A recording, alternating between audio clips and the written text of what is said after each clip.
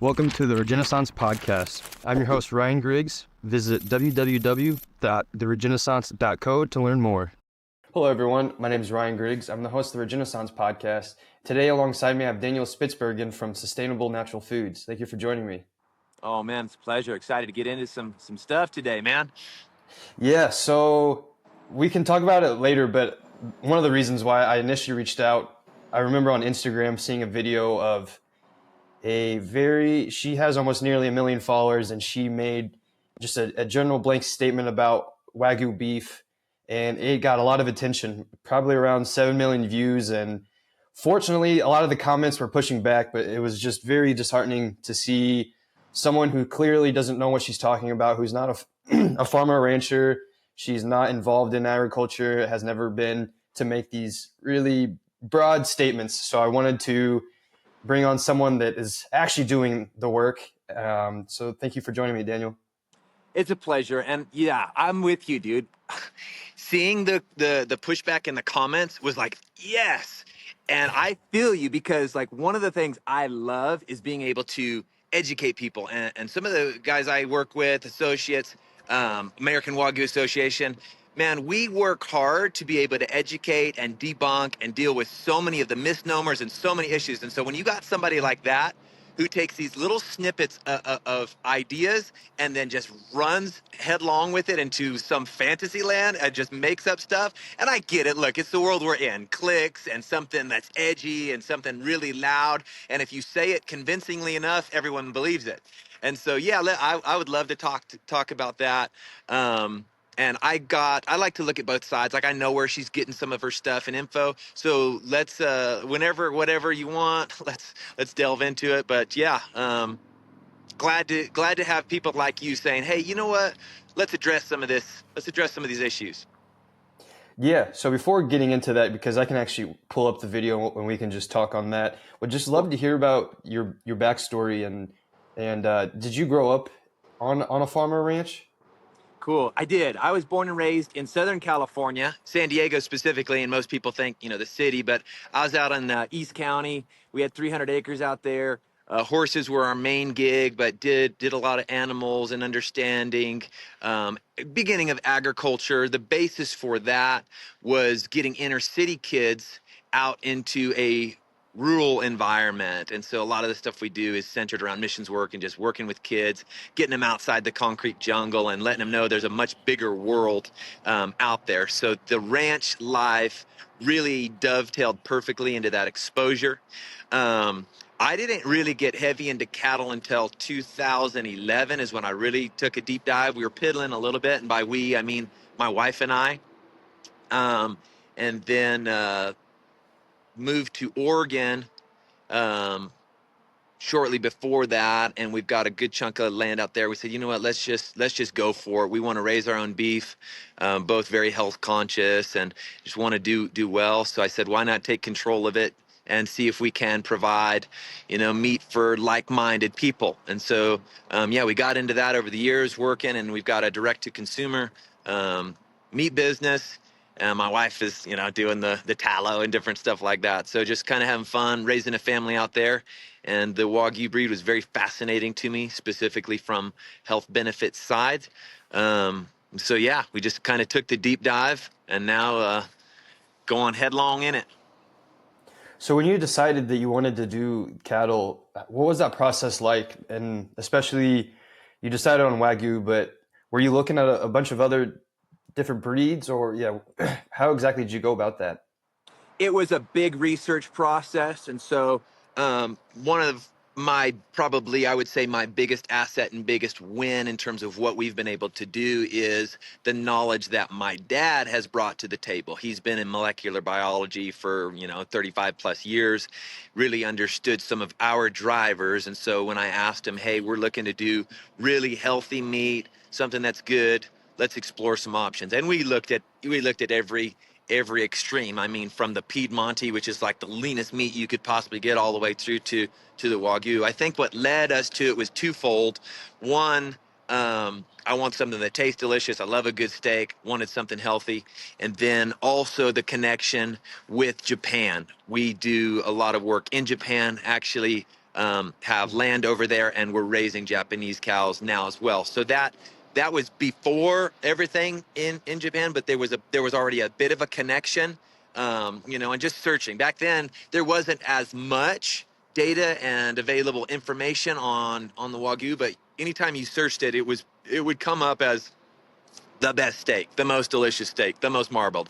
And so um, we knew we needed to have some bread and butter, i.e. the Angus, because that's just, that's the industry. We knew we were going to have to do some things for cash flow wise. And at that point, you had to be an early adopter if you were even considering Wagyu or saw any kind of future in it. And so we said, well, it's a little bit of a quote risk. It's new, it's innovative. So let's balance this with what we know we can generate some money on, pay the bills sort of deal, but also see a future with the Wagyu breed. And so yeah, we saw it and said, we don't know it till you try, so we just went for it. So on just the topic of Wagyu, because it's interesting thinking about just the certain perceptions that the consumers, because I would consider myself like that too, on certain products. For example, most Americans now, a lot of Americans avoid a lot of pork. There's a lot of misconceptions about thinking all pork has parasites and other things. And then on Wagyu, a lot of people equate any Wagyu as just really unhealthy because we've seen some of the pictures of, cuts of a Wagyu, and pretty much all you see in the picture is fat. And so that can really steer people away. Oh, did I lose you? I'm here. I don't know if it froze. Oh, okay, we're good. Yeah, no, we're good now. It just went away. Okay. But then, yeah, also with just the Wagyu, it's a lot of people really believe that it's a premium product that you get at a steakhouse, just a really nice Wagyu steak, but then it's like a treat. You don't eat it for really health benefits per se, but because there's the perception of it over time, it seems like that's how we view that. And then also, like I mentioned at the start of this podcast, was um, from this woman who made just a very general blanket statement saying how all Wagyu is horrible for us. They're infertile. They're fed Skittles and all kinds of other garbage, artificial insemination, just throwing a lot of buzzwords and whatnot. And it's very difficult for the consumer because, again, why I have this whole podcast, why I have Regenaissance, is we're so disconnected from our food. So when you take folks that have been disconnected their whole lives and you go on social media where we're so accustomed to learning stuff, they see someone like her who has a large following and think what she's saying is completely the truth. And this is why it's so challenging, because we're not only pushing back now to all of the government institutions and all the other media that is throwing all kinds of articles. It feels like every single day there's a new one where protein's bad the next day, protein's good the next day, meat's bad the next day. There's just so much information and misinformation going on. And so that's why I really wanted to talk too on the history of Wagyu. And it was interesting you mentioning with your father with the molecular biology and wanting to find a healthy breed, because again, I just think that most consumers have no idea the truth of Wagyu at all. And it's tough. And so yeah, that's what our goal is. And so back to what you said, to open with.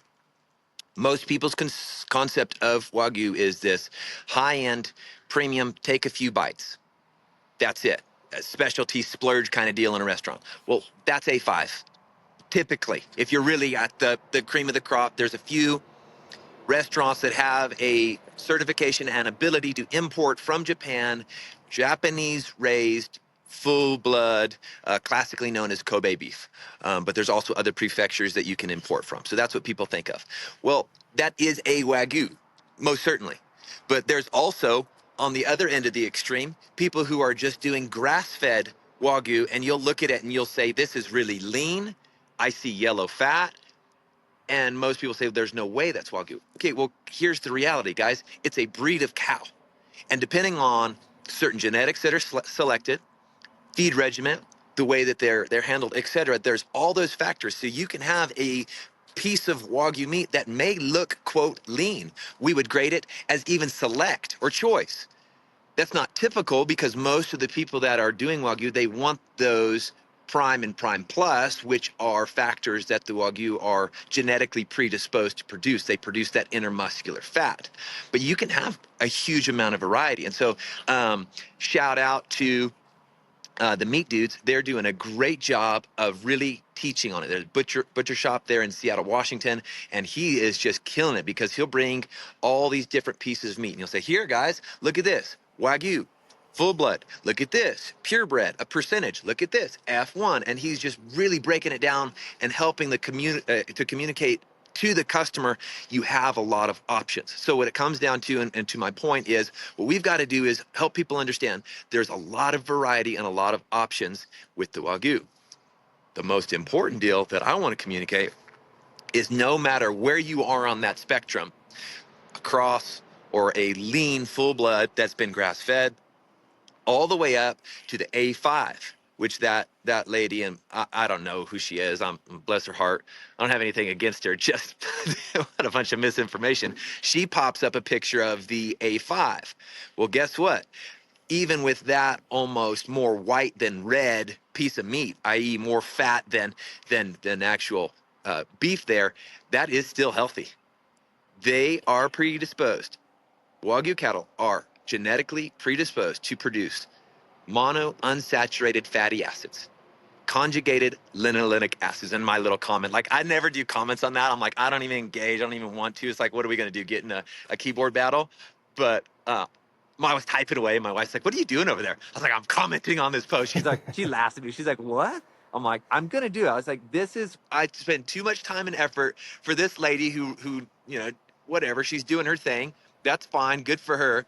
But like, ask somebody, like, have a conversation. And it's tough, dude, again, because I get the culture. We want 5 seconds or less. We want these little buzzwords. We want these like heavy hit one-liners, and then people run with it. And it's like, no, let's have a conversation. That's what I love. And thank you for having these kind of podcasts to get into the conversation where you can't cover all of the topic inside of 5 seconds. And then when it's convoluted with misinformation and just blasting, like I looked through, I'm like, all right, let me try to find something positive from this lady, like one accurate statement. Bro, the entire reel was one blanket generalized statement after another that was completely inaccurate. And so yeah, that doesn't help. So let me just real quickly on that, shout out to one of my amazing customers, Brett Thomas, a friend of mine now.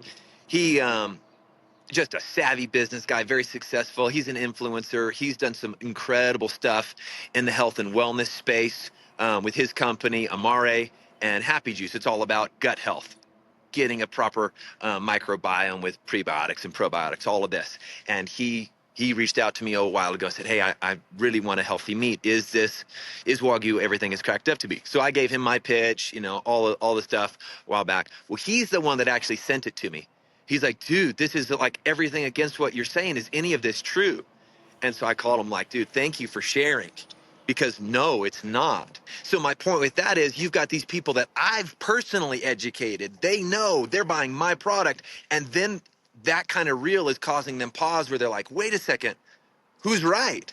And so that's where I always encourage people, talk to farmers, do your own research, listen. Like if you're going to learn something, don't just go for a reel as your source of education. Like we have to question everything at this point in our society, right? Doesn't matter what you Yes. say, because if somebody's loud enough and they sound like convincing, you believe anything. So no, you gotta find out what works for you, what works for your body, how your body responds, and of course there are quote truths and facts and enough data to support. And fortunately, we've got a lot of momentum within the Wagyu industry showing good stuff. Now, you brought up some very important points. I mean, that's why I, above all else, will say in every post I make pretty much is to shake the hand that feeds you, is because Yeah. we're told all these things, we're sold all these things, and just like what he did, he saw that video, and what he did was he actually went to the source and talked with you and Yes. said, hey, what's actually true? That's what I want. That's what I'm trying to get at is we have all these folks that are shouting XYZ, or even say like on raw dairy. This is why I try to tell people that are very, because raw dairy, raw milk is a very polarizing subject. Yes. if you see all of these comments from, the CDC or the FDA or other institutions or even the media, because the media is very anti raw milk, you read those articles and then go talk to a raw dairy farmer, go visit a raw dairy farmer, and then make your decisions on that. It's very frustrating because now, like you said, with culture where we're at, we've outsourced everything, including our own responsibilities. Wow. And so it is hard because I try to have compassion. It's very hard to. We need a massive paradigm shift overall for a lot of stuff with our food, but also with just how we are as human beings. And again, going back to the responsibility aspect, because now we look for the government to answer everything. We look for the government to solve all of our problems. And so something like with our health and all of this, it takes time to try to learn and question things Right. and go to a farm or ranch. That takes time out of your day that you've been so accustomed to doing, even if it's just sitting on a couch. You're sitting on a couch every single day, and getting off that to go visit a ranch. It's you're not gonna have a lot of success of trying to convince people like that just off the gate, just because that's how we are culturally now.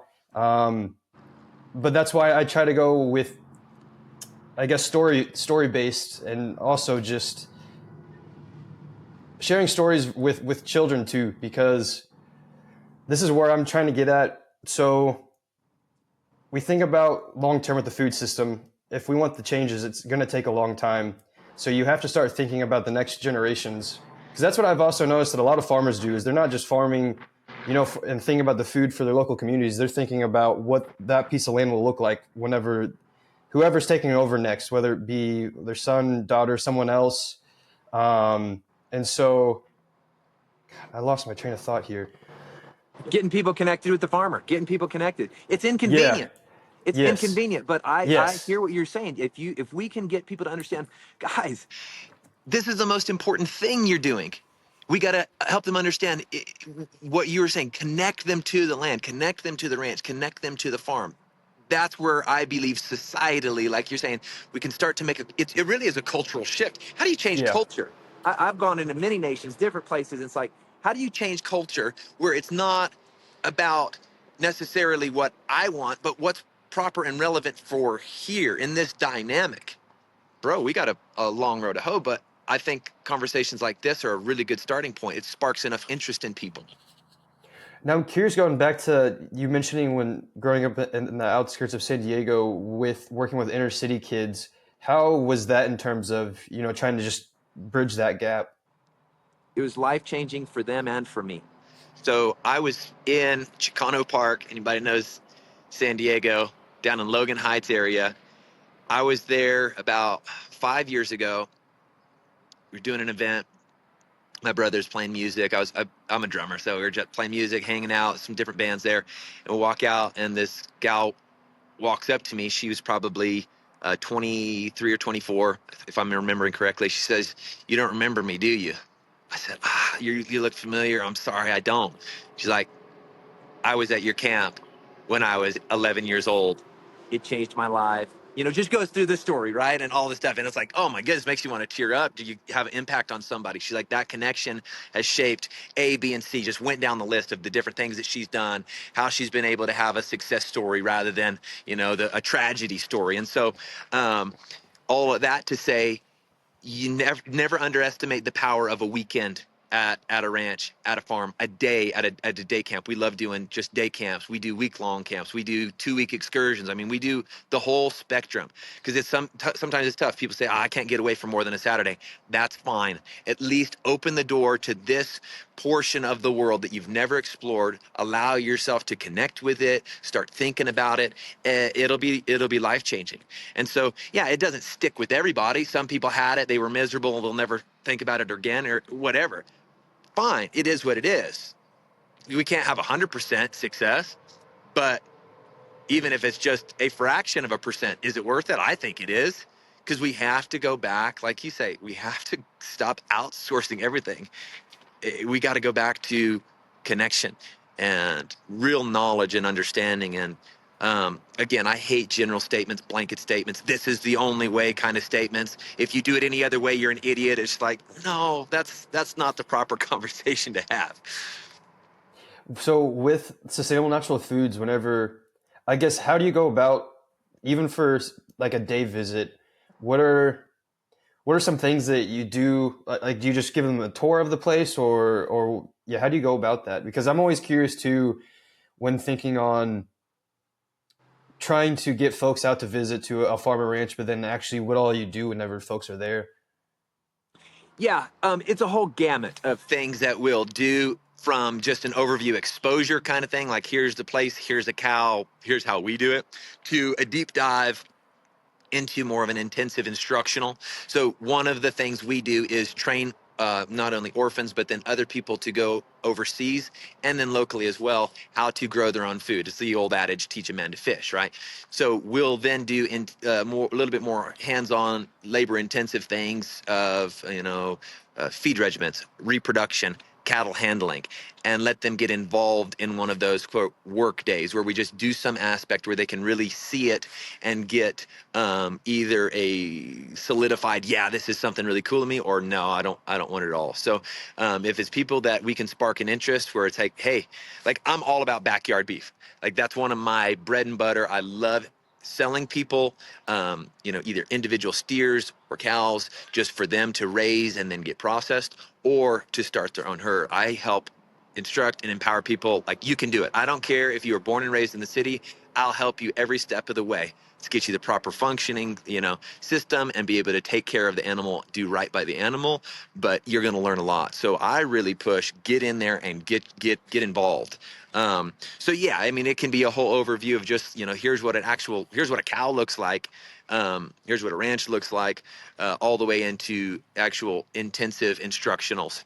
And just off of that real quick, what blew my mind was I'm in a very rural area, and there was kids I brought out from the big town near us is Klamath Falls. There was kids out there. I mean, you think it's a ranching community, agricultural community. There was kids that had never like actually been close to a cow, never pet a horse, touched them. So it's like Mm-hmm. kind of take it for granted. It's a really small niche and really small population that actually interacts with the animals, with the food. And so, as far as I'm concerned, any exposure, be it little or in depth, that's what I'm going for. I just try to make it where as much and as many as we can touch. So for the folks that might be interested in visiting a farm or ranch, do you have any recommendations for them? Just because it is a big step to where, say, they're even in their 40s and they've never visited a farm or ranch their whole lives, and now they have a couple kids, and they're starting to learn about everything, especially with the whole Maha movement. And now want to take the actual step to visiting a farm or ranch, but that can be very intimidating, especially whenever it's been out of sight, out of mind. But then also, it's interesting how um, with just actually like just farmers, it can be intimidating for folks because they have all these, um, I guess, preconceived ideas of who a farmer or rancher is, and so that's what I'm trying to help too with Regenaissance is the friction points. I'm trying to help make it as frictionless as possible, because then that helps drive people to actually make that leap of faith. But it is a big leap for that first step. It is, and it can be intimidating. And I know for me, it can also be a logistical nightmare because I've got every day, all day, so full of work and more than I can get done. And to take time to educate somebody who, maybe I hate to say it like this, but may never show any other interest or may actually make problems or could be a liability allowing them on the farm or ranch. There's a lot of hoops to jump through. So I would say to that person that wants to try to make that connection, that step, first of all, find out what you're interested in, because if you want to explore the world of dairy, I don't have anything to offer. So don't come onto my ranch and say, which one of these cows do you milk? These are not milk cows, these are beef cows, because then it's like frustrating of, well, you're in the wrong spot. So I would say someone who wants to start bridging that gap, first educate yourself. What are you interested in? Are you interested in beef? Are you interested in dairy, poultry? Like there's a whole world of that. And then I would say, look for someone local. For me, it goes a long way when I know someone's invested in me to then invest in them, i.e., go buy something from them. If they have I'm all about buying local. If they have something for sale, if they're doing something, try look for a way, because most of us are. Most farmers and ranchers, we have to have multiple streams of income, and I don't care what it is, whether it's some little side hustle. Like I said, my wife's selling tallow. They're having baked goods or veggies, whatever that case may be. There's going to be a way for you to connect with them and support with your dollar, and then look and see what you can do to learn. And that goes a long way to help farmers and ranchers. I think we all put up walls, and we can all be a little suspicious and suspect of, well, what do you want out of this? Because most people, it's hard for them to start a conversation, go on to a place. And so, yeah, it's a balancing act, because most of the chances are most ranches you're going to walk onto, you're not going to be welcome. You don't just walk on. So you got to find that in. And again, you as a consumer or individual or someone who wants to learn, you have to be very dedicated to learning, and be willing to have a little bit of thick skin and recognize there's some abrasiveness from a farmer or rancher for a reason. We didn't get titles of hard workers and intense people because it's all easy going. And it's just it is what it is. As the old quote from Lonesome Dove, the country made me blunt. It's like you gotta understand what kind of personalities, what kind of characters are in that niche, and be willing to kind of conform. I would say conform a little bit to the way that they're thinking and processing. And again, take it with a grain of salt. You got to find out what works for you, for your family, what your drivers are and motivators are. But there's enough people locally that are interested in educating. You can find them. I don't care where you are. You can find them. I love that you mentioned Lonesome Dove. I literally just finished that book a couple weeks ago, and Great one. one of the best books I've ever read, or at least especially from a fiction standpoint. It was just unreal. It's fascinating. I love the books. Have you watched the movie? Not yet, because Okay. I have it on my to-do list, Yeah. but I just haven't been able to get to it. I'm curious, what do you see with just the whole culture of Lonesome Dove to what you're actually doing with ranching? Because there is a lot of overlap. For the folks that might have not heard Lonesome Dove, the funny story with that for me actually was it was when I started on my personal journey of getting into agriculture. So this was 2022 in the summer. I was traveling around the country, and it was actually one of the first ranches I visited in Colorado. He allowed me to stay on there with him and his now wife, and it was just an incredible experience. And he actually gave me his Lonesome Dove book, and so I've had that on my shelf for the last year and a half, and finally got to it. And it is, to me, just the best fiction book of explaining just the West in the 1800s, of just the cowboy culture. And it's about a cattle drive, essentially, and just all of the stories and side stories through that. And so that's why, to me, that's kind of why I love history so much. Is we have also, going back to these um, ideas and perceptions of what a farmer is, we have all these ideas of what the 1800s were like. And so there's just so much rich history within the West, within cattle driving and whatnot. And that's also why I'm trying my damnness to bring agriculture back, is the fact that reading so much into the 1800s it just blows my mind. The farmers and ranchers of the 1800s, it's They were tough old boogers, weren't they? yes, yeah, So let me say this, as a rancher and one that knows many, it's a special it's a special movie or special read that can captivate the heart and mind of someone that comes in from doing that all day, right? You come in from working cattle all day, doing the nitty gritty of it, and to come in and watch that, it speaks to how we really live this as a lifestyle. And the balance and the funny part is how romanticized it is, right? Because that's every cowboy's dream. You're horseback all day, pushing cows to some new country, right? As Gus says, it's just what me and Woodrow were made for, right? Riding good yeah. horses through new country. Well, guess what, guys? That's about less than 1% of the actual life. I wasn't going to bring it up, but therein lies the success of Yellowstone. It's this romanticized, like chaotic, awesome nonsense. That's not how it is. Now, I'm not bashing Yellowstone because I think that it's done a lot of good for exposure in terms of generating some good discussion of, well, what is ranching really like? What does this really, look like for the everyday rancher? But the concepts and idea that I've had to help people work through, like I'll get calls, man, it just must be so fun to just ride your horse through green pastures all day. It's like, do you know how small of a percentage is actually riding through pastures? Usually it's absolute chaos and wrecks and something out and something dying and just a mess and the mud and all of it. And so, yeah, I think that one of the successes, once again, is always having that nostalgia and that romantic aspect of it, because there are days. Look, let me tell you, there's nothing more fulfilling and fun than being a horseback, looking over, seeing my boys and my little girl and my wife and watching our cows on our property, on our land. Like, that's it. It's awesome.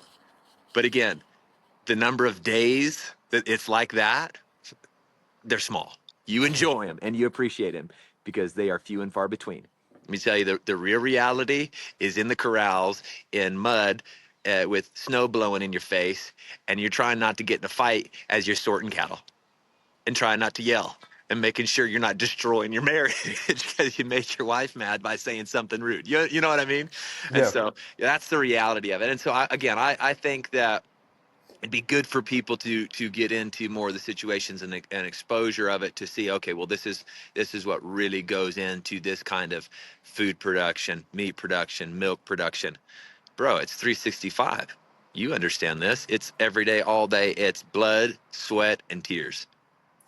So what keeps you going? Because mentioning that you're raising this, and obviously you're doing this still to this day, and whatnot. Because I talk about this pretty often too. I'm glad you brought up the Yellowstone piece too, because I remember whenever that first came out, having friends talking about getting land and whatnot, and then just the huge trad movement right now and buying land and getting off the grid, and it's awesome. Like I love. I mean, that's what I'm trying to help is drive those conversations more and having that North Star of wanting to have land and raise your own food and even become a farmer or rancher if you want to, but having these unrealistic expectations and not even taking the time to really learn about what the actual worlds of it is, because it's a completely different lifestyle. So I worked on a farm in the fall of 2022. I mean, it was only for a few months, but even for me, it took a little bit of adjustment because I went from being in Austin, Texas, where I'm from, Southern Indiana, with 110 population, so still a good sized city, to rural Pennsylvania. Population was about 2,500, surrounded by the Amish. The farm I was on had no internet anywhere. And so there's only a couple spots on the farm to where I could post anything I'm doing on social media. I would have to go 15 minutes to the next town with the cafe that had poor Wi-Fi just to post anything. So that's a huge adjustment. But for me, still to this day, I know for a fact deep down I'm going to ranch, because that life, I think about that farm every single day. There's just stuff I'm doing for Renaissance. But that's also why I try to get people to visit a farm or ranch, because again, it's awesome to have that North Star, and I really hope more and more people have that. But having unrealistic expectations is setting yourself up for failure. Because going back to the ranch where I got the Lonesome Dove book from, I remember one of the first stories he told me was he showed a piece of land that people just moved there thinking that it was going to be XYZ. It turned out to be an utter disaster. And now they spent all this money and investment and they're trying to find a way out. There's a lot of people that happens to, and I'm trying to help people realize that that could be you if you don't actually prepare yourself well. So that's why, yeah, just going back, I'm just curious what keeps you going, what gets you up in the morning after, a week of, say, just so much stress, not enough sleep. You might not see your family as much, but you still are getting up and getting things done. Yep. No, those points you just hit on are absolutely huge. For me, it's family number one. The fact that I get to go out and be with my family. Like there's days I'm out, I'm by myself, I'm hustling, but I would say the majority of the time, like 75% of the time, my boys are 7 and 5 now, and I tell you, their hands. I mean, they're handy. They're handy little guys. I'll put them up next to any man. Like they can work. Um, Being there with them, that for me is probably the number one driver. The connectivity that I have with the ranch and the missions work that we get to do, my wife and I, that is so fulfilling. Um, the freedom and independence of knowing I don't care if everything crashes. We're good. Like we wouldn't know. Like if we didn't have news and media and these different things, like we wouldn't know the difference. Like when 2020 rolled around, everybody's freaking out. Oh, what do we do? It's like, well, it's just another day on the ranch for us. Like nothing changes. Like, yeah, you can get scared and you can watch the death meter tick, but it's like, what's that going to do for you? And so I know that's not everyone's case, especially like you're saying, populated cities. But those are probably the three biggest factors. And I think also having an awareness of the shortness of time, right? The Psalm says is a prayer, and from the Bible it says, Lord, teach us to number our days. Well, really the theme of that is understanding you got a few moments on this earth. And the way our culture is set is it's so flipped, right? Mom's working, dad's working, you're striving, getting daycare or sitters for the kids so that you can make enough money to take care of them and do all this stuff. Well, then they're moved out the house. And so now you've got your retirement and free time and resources. Well, who are you going to spend it with? Because if you didn't foster and have those relationships with your kids and your family, didn't prioritize that, chances are they're going to be doing their own thing. So my mindset, my wife and I agreed, it's like, let's flip the script on this thing. I'd rather be financially tight right now, a little bit more of a crunch right now, and be able to have my boys with me and my little girl with me and invest in family and have all of that. And then when they move out and they do their own thing, because it's inevitable. I mean, everybody wants to dream and hope that their kids and their grandkids are all going to be around. But can I tell you, that takes work and investment and making sure that you've got a pleasant place for them. Like that's something I work at every day, and I got a lot to grow in. But it's like, no, I know what it's going to take, or I have an idea at least what it's going to take to keep these guys around and investing into them.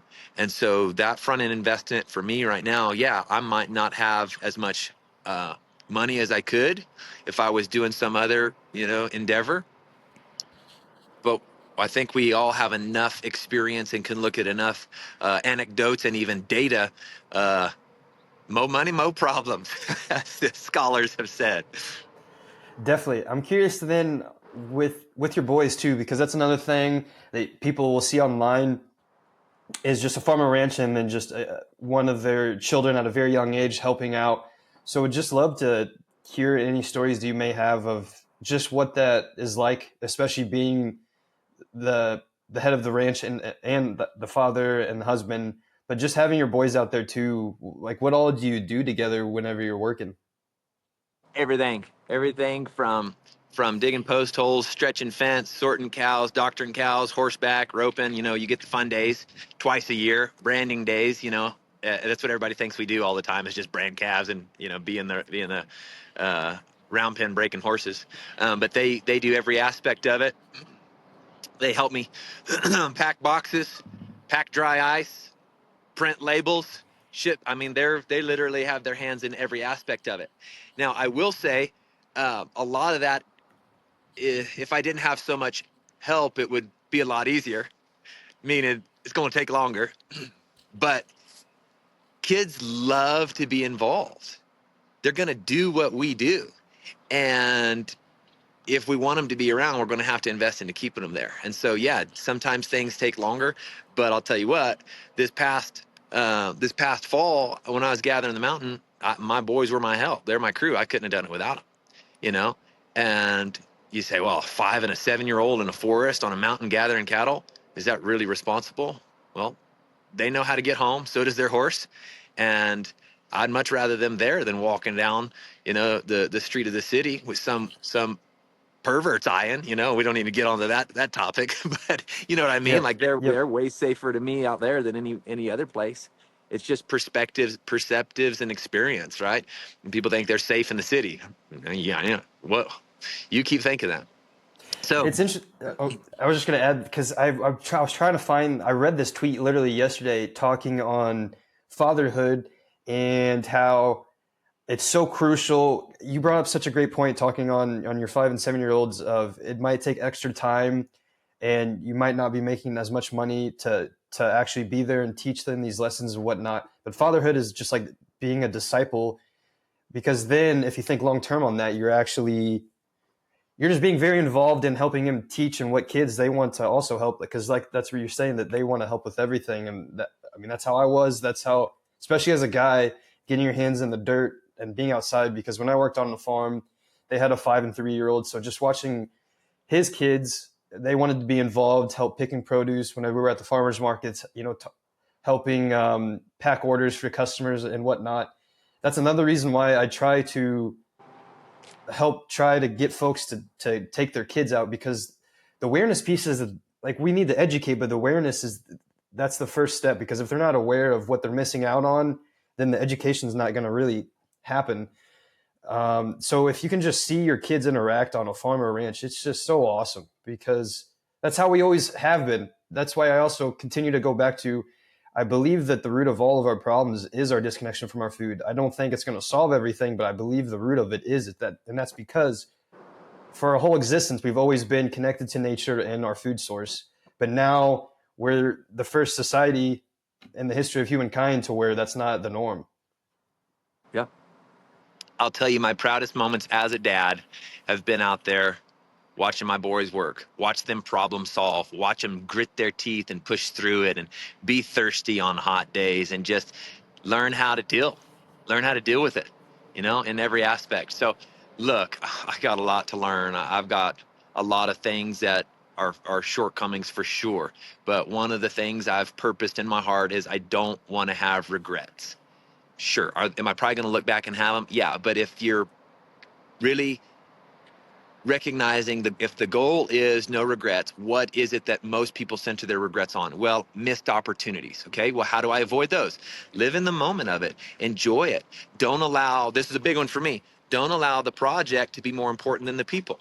If I'm so centered on getting a job done because I got to, and it's yeah, go, go, go, chances are you're running over top of somebody. You're not going to be treating people well, and that's the most important thing for me. Banner statement for what I believe: love God and love people. The Bible tells us that you're gonna, like, this is how people will know how you love. You want to have a testimony. How well do you love? And I think the world could use a lot more of that. And I think that it starts, as you're saying, individually, with families, with family units, with connectivity to the land, and doing it together, right? I mean, back in the day, kids didn't have a choice. Like, that was it. You have your studies or whatever, your basic reading, writing, and arithmetic, and then you're going to work with mom or dad. And I would argue we as a society had a much stronger uh, moral compass, much stronger society, and much stronger family unit. And I believe you're right. There is a connection with the land, with the food. It all ties together. You hit the nail on the head with the regret piece because that's actually I only have one regret in my life, and this was in high school.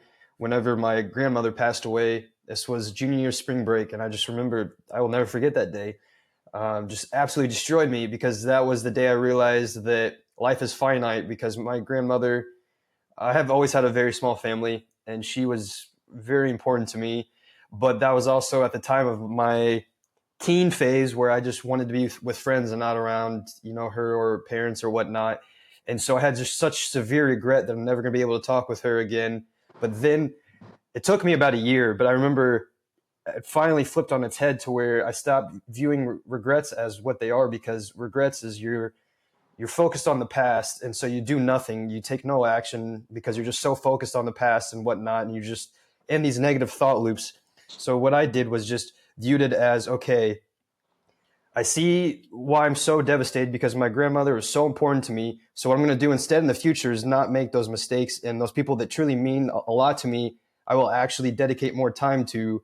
And so ever since then, I don't really view anything as regrets, but then just as mistakes or learning lessons to not do that again in the future. Because then, I don't know, for me, that really helped shift that, because regrets, you just can latch onto those for so long, and it can just be so ever consuming. That's so powerful, man. I love that. And I look at people, it's easy to see you hit it, prisoners of the past, right? Living in the regret. Well, I've also watched people be prisoners of the future, always chasing and wondering and one days. And, I sure would love to get the kids out to a farm. I really would love to go see what a ranch is like. And, well, we're too busy now. Well, we're not promised another day. Do it. And again, that speaks to grabbing hold and seizing quality of every day, quality of the time you have. And I, man, there's just something about people being willing to learn for themselves. We're so conditioned, going back to the reels and the snippets. I wish they weren't called reels. We live in a real world, and it could not be more of a fantasy. It's like you get these little snippets and people want to just have that be it. That's the totality of their experience, is scrolling and quote learning. Have a little bit more care and interest for yourself and for the future. And I guess what I'm getting at is, in order to really live in the moment and be, you know, present, you're going to have to engage in things that have deeper meaning. I think is it Jim Carrey? Jim Carrey gives the spiel about taking selfies. He like talks about how he hates taking selfies because it's like everybody pauses for, the quick moment. It's like you're just stopping the world for something completely fake. Huh. And it's Yeah. like, wow, that's so powerful, man. He's like, I would so much rather shake your hand, say hi, get your name, have a moment with you, rather than put on a face of fake. It's like, well, man, we need a lot more of that. And again, it goes back to the real, goes back to the raw. That's why I love your raw milk deal.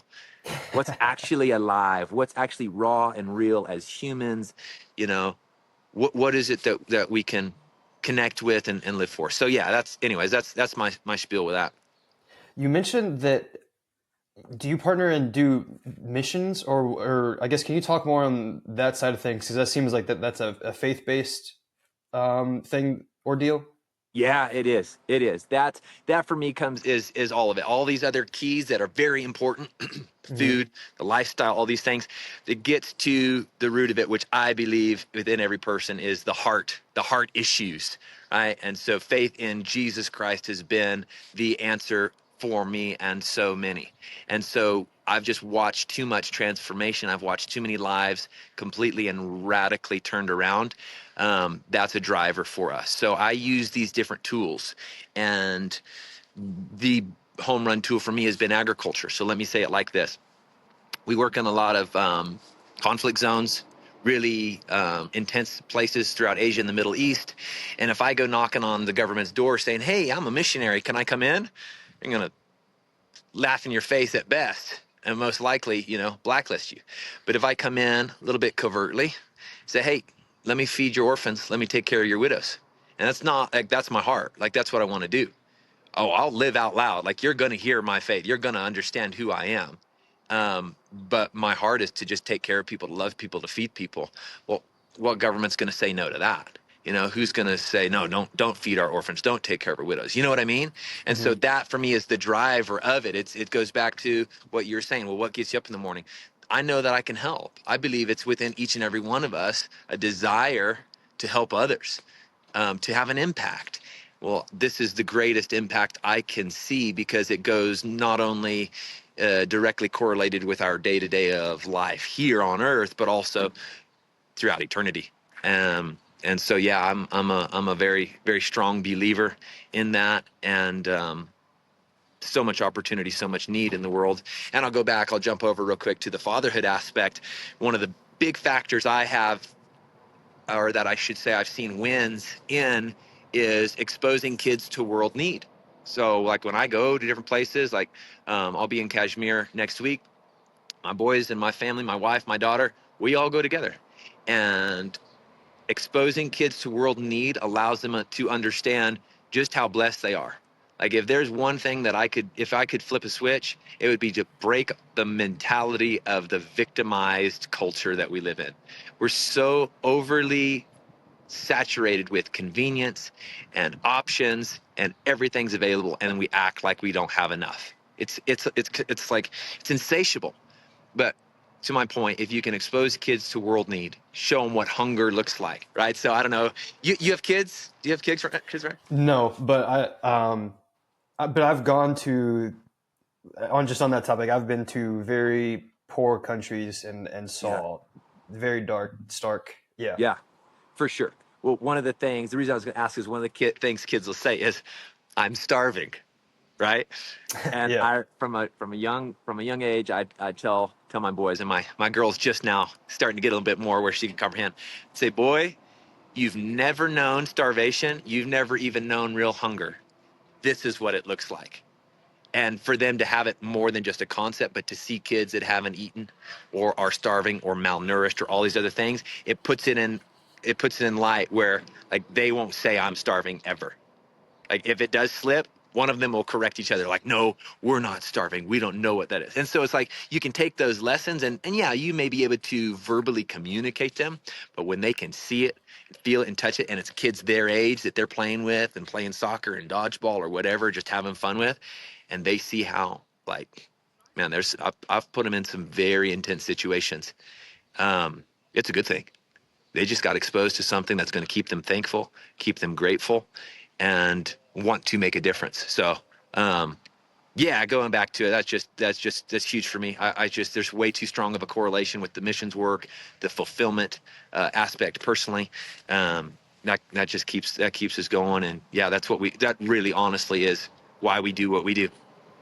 I love that. And then on the just the gratitude piece too, because that's another aspect that folks just aren't truly aware of. Whenever you grow your own food and grow through that whole process, the ups and downs, even if you lose a portion of the food that you expected to harvest, but then you actually sit down and you eat that all, it's a very indescribable feeling, but that's like the peak of gratitude and fulfillment. And Yes. I also believe that's also partly why so many farmers and ranchers stick with it in the end is at the end of the day, when you're at the dinner table with your family and you're eating the food that you grew, uh, I can't put that into words that I don't know.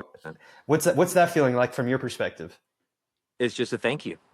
Like all you can say. Like I look up, I'm like, thank you, Lord. It makes you feel um, extremely empowered and extremely humble at the same time. It's like we did this, but it's like it was just by the grace of God. You know what I mean? It's like this is awesome. This is so incredible. It makes you truly thankful. And you were alluding to it earlier. It's like if we get people actually thankful and connected, it's man, it's like we've gotten detached from expression. I work with a lot of youth, and I'll light them up, man. I'll be like, you are the most zombified generation ever. It's like detached from feelings. You know, you can see it in the negative consequences of violent video games. You can see it in just the scrolling where it's so like Yeah. like we weren't like as humans, we weren't made to consume on the level we consume. We weren't made to know. Like I could pull up any news article from any country, look at the weather anywhere in the world, look at all this information, and we actually have, I believe, a craving and even arguably an addiction to understand what's going on around us. We got to Yep. know. We got to know where are the Well, threats, where are the goods. Well, yep. now complement that with access to these phones where you can see anything, everything, anytime, everywhere. That's scary stuff, man.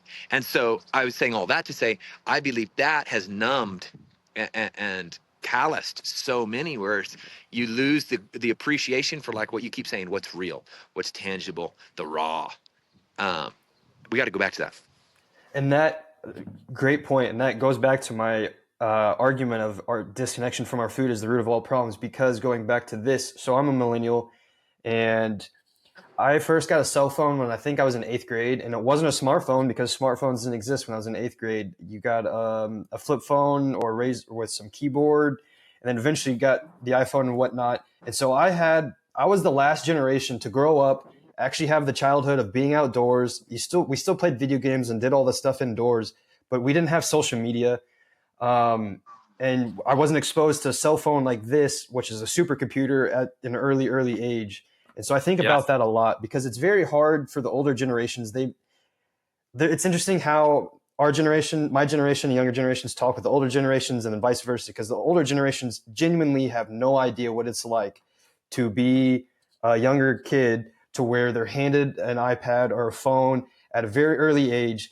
And the media and all of these other predatory agencies are very well aware of that. That's why the whole point of a lot of stuff that's on social media and just on your phone is to keep you on your phone and not get you Good. outside. And that's also another reason why I try to push people to go outside is it, it gives freedom back to us. And like you're saying, the whole zombified thing is so legit. It's very it's very devastating because the whole childhood aspect has been stripped away. That's why I also go back to the farm I worked on and really reflect on seeing the kids and how they were, because again, there was no internet. They had technology and still used it, but it's a very different relationship, and it's very fickle too, because as soon as you start, say you grew up on a farm and you finally have a cell phone, social media is very addicting. It's hardwired to do that. They literally try to get you with how many seconds a reel has to where it automatically goes to the next one. So you're just scrolling, and then the algorithms to get you on the stuff that you want to see. It's everything is just to get you staying on a screen. And this is why I love what you're doing with the youth is getting folks outside, because there's something about being outside in the sun. I've also talked about how for me, after my brother passed away, the very first thing that really helped shift my whole world was taking walks and really getting outside, not even really knowing it, but now looking back, if I'm indoors crammed inside all day, I get very antsy and just want to get outside. And there's something to that that's not, it's, yeah, it's just, it's very frustrating, but that's why I have hope that it seems like the culture continually shifts in the right direction. And so I still have a lot of hope and optimism with all of that, because we can also leverage social media to really show. I mean, like how I found you on Instagram. It's cool that we still have those opportunities to help share education and share what farming and ranching can actually be like. Yeah.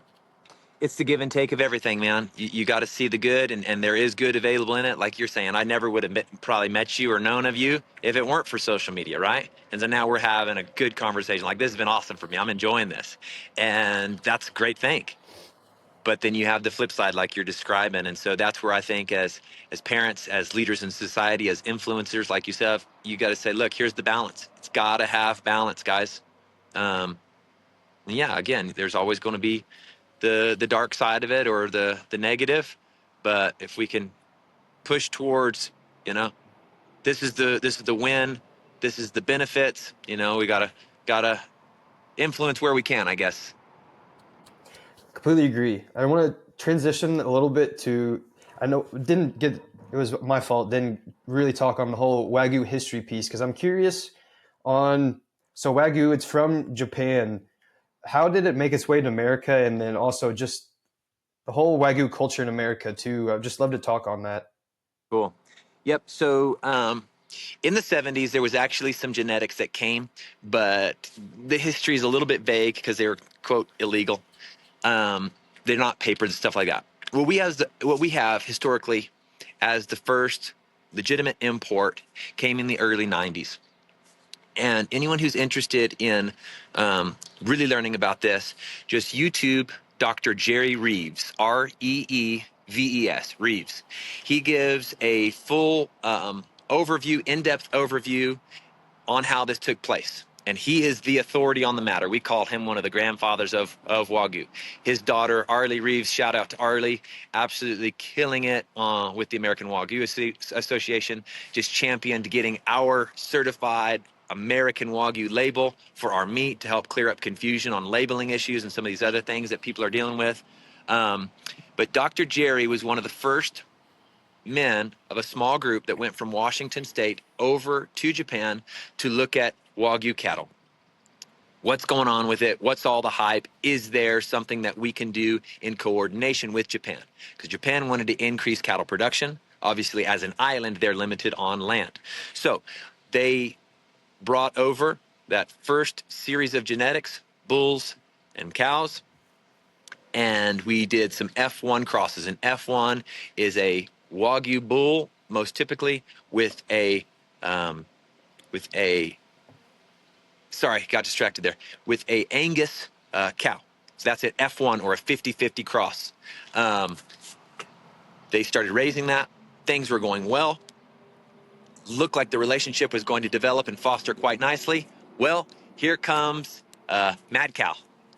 Exports shut down. Imports into Japan shut down. And so now here we've got feedlots full of these cattle that were already sold and destined for Japan. What do we do with them? And so Dr. Jerry said, all right, well, we're going to have to try to find a market here in the US. So they began to explore, where can we sell this? So they started reaching out primarily to restaurants. And it was a home run. Chefs started saying, "What is this? Where'd you get this?" All these things, and so that then began to snowball into really. There's two veins that you'll fall in if you go the Wagyu route. You're going to have the full blood, and there's some people that are just, I mean, they're staunch. It's got to be full blood. Got to be full blood. Most accepted and really most practical for the American market, American palate, is what we call American Wagyu or Wagyu Cross F1s. That was kind of the start of it in the early 90s. Um, I'm blanking on the date. Shoot. I know this date like the back of my hand, and it just slipped my mind. Hopefully it comes back. Let me just say it like this. Not too long ago, oh, I'm so mad I can't think of the date. Japan declared Wagyu as a national treasure. I want to say it was late 90s. You can fact check me on this, and I apologize. I should know this. They declared the Wagyu a national treasure, meaning no cattle can leave Japan. No genetics. So when I say genetics, I mean bull semen or embryos. No live cattle. Okay, so now here we are in the U.S. We have imports. We've got the live cattle. This is our pool to draw from to be able to do it. And so that's where that chick started talking about how Wagyu can't reproduce and how they have to have. She said it in a really, really inaccurate way. But what she was getting at was the fact that we do what's called ET or embryo transfer. We're trying to amplify genetics, and it works really, really well. So what we do is we take full-blood Wagyu, semen from a full-blood Wagyu bull, an egg from a full-blood Wagyu cow, in vitro fertilize, deposit that into a recipient cow. So it's full blood Wagyu being carried by that host cow. Well, she said the reason we do that is because they can't breed, or there's infertility, or something of the like. No, we're trying to grow this breed rapidly, or at least keep up with the demand. So that's the start in the 90s all the way through. I'll plug myself here.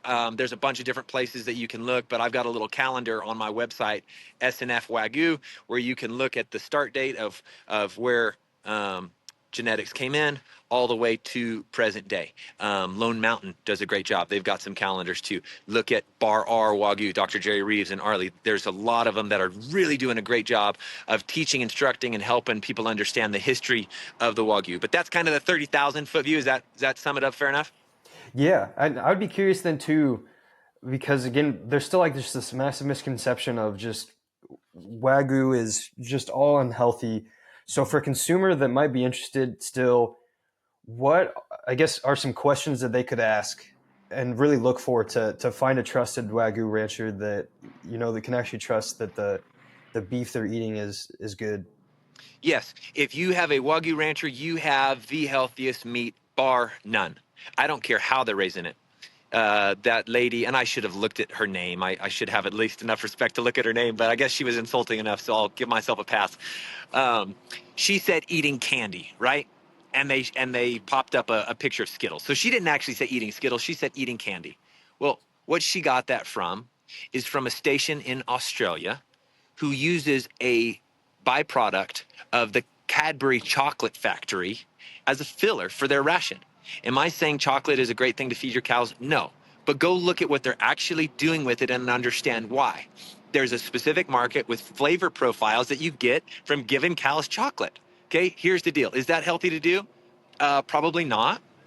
If it was all chocolate, if all they were eating was candy, that's not what they're getting. They're getting a good, uh, really big carbohydrate spike, which produces and activates intermuscular fat. So when we talk about marbling, the intermuscular fats, they're already genetically predisposed to produce that intermuscular fat. They were originally, Wagyu were a draft animal in Japan.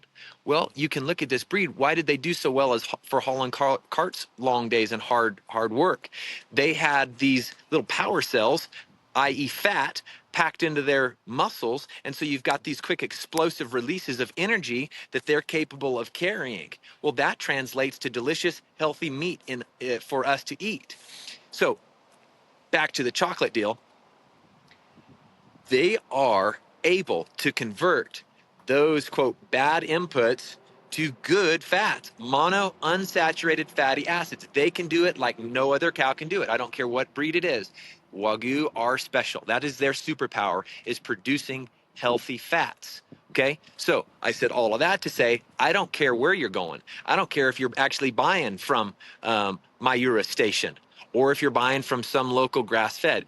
If you're eating Wagyu, the data supports. You can look it up and do the research for yourself. Don't just take my word for it. You are eating the healthiest meat on the planet, bar none. So if you find a full blood producer, eat it. Um, Also, a lot of good producers that are doing Angus, Herefords, Charolais, crosses, any of your English breeds. People like yak, fine, good. For me, my message: prioritize protein. You're going to be good. The carbs and the whole carb argument, and I think that lady that did the Wagyu deal, she's got a lot of really, I think she's just trying to be controversial on a lot of things that she says, and so I don't know how educated it is. Again, I don't, nothing against her, don't know her, but there's some blanket statements and things that are said that's just flat out wrong. Flat out wrong. Your body needs fat, your body needs protein. It's, those are those are we got three macros, right? Within the human body, there's three main macros that we have or function off of: proteins, fats, and carbs. And whether you're talking about a piece of celery or a cupcake, in one form or fashion, those are carbs. Your body treats those in a certain way. It's converted into sugars, is what it comes down to. Leave that to the side. I'm not a fan of carbs, especially highly processed carbs. But in terms of fats, in terms of proteins, your body has to have those. And so if you're prioritizing protein and prioritizing good fat, you're going to be doing the best service possible for your body. Yeah, no, that's interesting on just with Wagyu too, going back to that I think it was just like primal health body or something like that. I forgot her name too.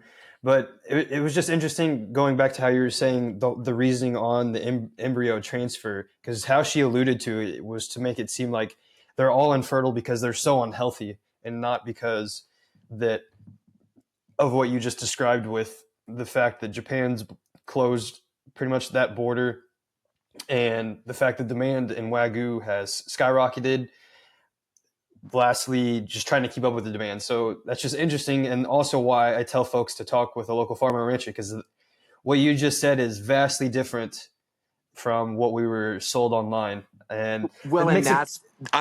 that's the thing too. You can take that little snippet of info.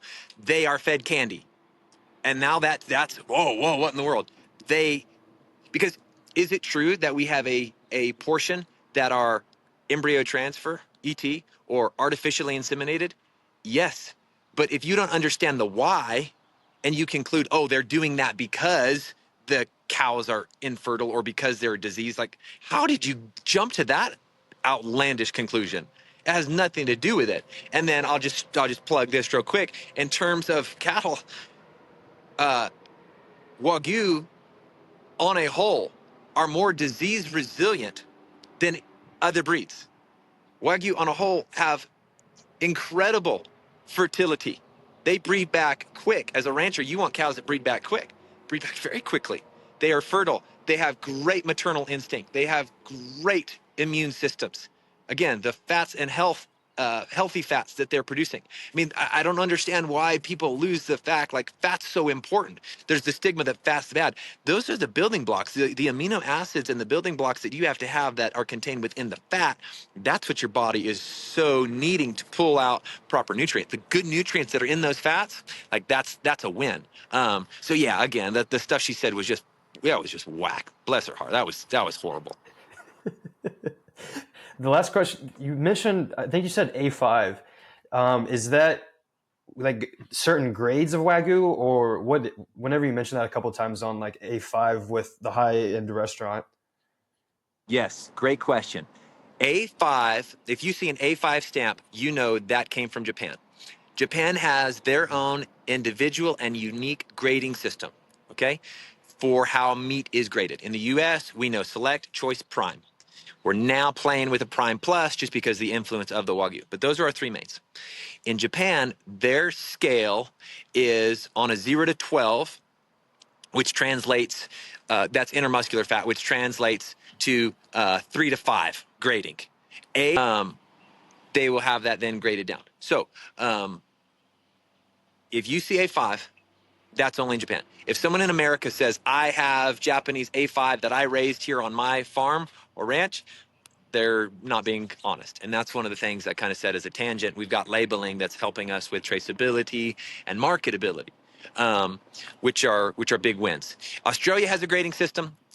US has a grading system. And Japan has a grading system. We're trying to get some uniformity where we can, have apples to apples, but it is what it is. So for the American consumer, your best bet is talk with the producer. Look at pictures of their meat. Like anybody that's going to buy meat from me, I'll send them a picture of something in the freezer, or I've got it on on my site, and they say, "What am I going to get?" And so yeah. But to your question, A5 is something that only takes place in Japan. Oh, that makes a lot of sense. Thank you. I think that's all I have on my end. This was an awesome conversation. I really enjoyed this. I guess for the listeners, if there's any last comments or anything that you'd like to plug, now would be a good time. Awesome, man. Really enjoyed this. Great conversation. It always gets me excited. So thank you for letting me share, let me educate a little bit. My message is always buy local, prioritize protein. I really am pushing, my market's pretty well.